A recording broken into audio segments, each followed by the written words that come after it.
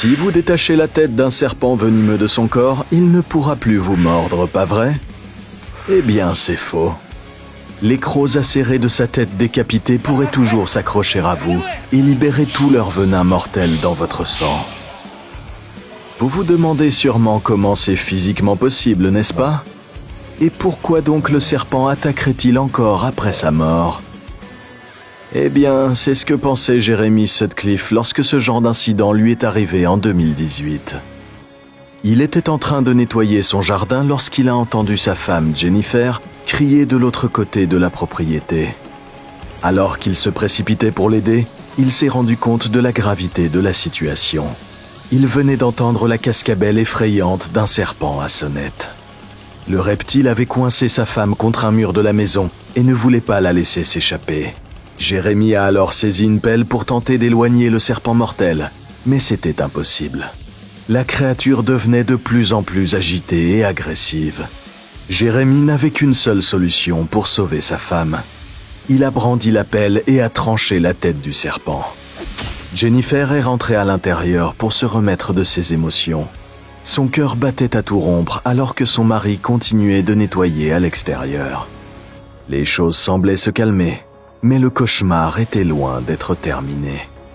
Quelques minutes plus tard, Jérémie a décidé qu'il était temps de se débarrasser du corps de l'animal. Il a prudemment approché un bâton près de la tête du serpent pour la retirer sans la toucher. Mais la gueule du reptile a fait un mouvement brusque et a enfoncé ses crocs profondément dans la main de l'homme, en lui transperçant les os.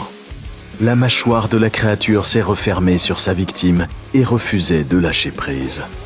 Jérémie pouvait sentir le venin se répandre dans son corps, provoquant ainsi une douleur atroce.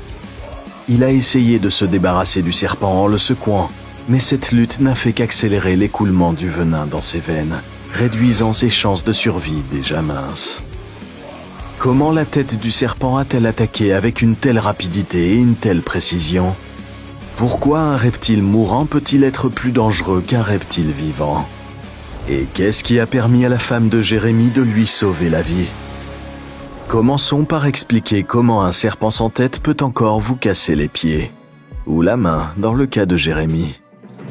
En raison du métabolisme plus lent des reptiles et du besoin réduit d'oxygène dans leur cerveau par rapport aux mammifères, leurs organes peuvent rester fonctionnels longtemps après avoir été séparés de leur cœur. C'est donc ce qui leur permet de faire des efforts désespérés pour rester en vie et se défendre. Après l'expérience que Jérémie a vécue, des experts ont proposé plusieurs explications à la réaction du serpent. Selon certains, l'animal n'était peut-être pas conscient d'avoir perdu son corps, et la douleur extrême causée par la décapitation l'aurait poussé à devenir virulent, l'obligeant à se défendre vigoureusement. En 2014, un chef cuisinier chinois préparait une soupe pour laquelle il devait décapiter un cobra cracheur. 20 minutes après lui avoir retiré la tête, il est allé la jeter, mais elle l'a instantanément mordu. Le chef était terrassé par la morsure jusqu'à ce qu'il reçût une dose d'antivenin. Mais revenons à l'histoire de Jérémie.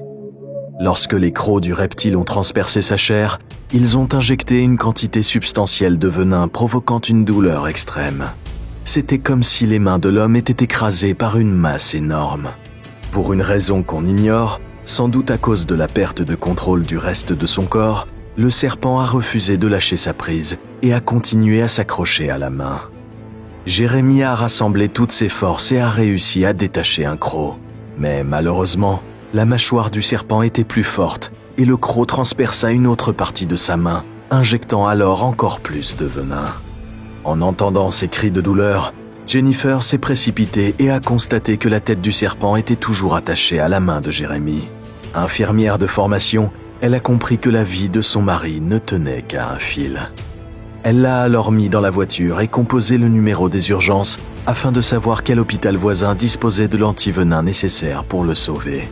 Malheureusement, l'endroit le plus proche se trouvait à plus d'1 heure de route. L'infirmière savait qu'il fallait injecter ce remède dans les 30 minutes suivant la morsure.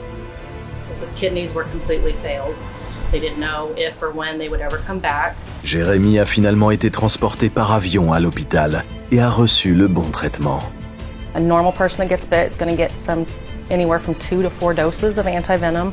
He had to have 26 doses. Il a survécu, mais pas sans apprendre une douloureuse leçon sur les serpents zombies. I ended up losing both fingers. The diagnosis now is I have megacolon because of the nerve damage in the stomach. Jeremy says doctors still don't know how he survived this freak accident, but he says he's glad he did. Un serpent en train de mourir attaquera probablement à cause de la douleur extrême qu'il ressent et afin de fournir un dernier effort pour survivre. Mais identifier les prémices d'une attaque de serpent vivant peut être plus compliqué. Si vous en voyez un enroulé comme celui-ci, il est peut-être déjà trop tard.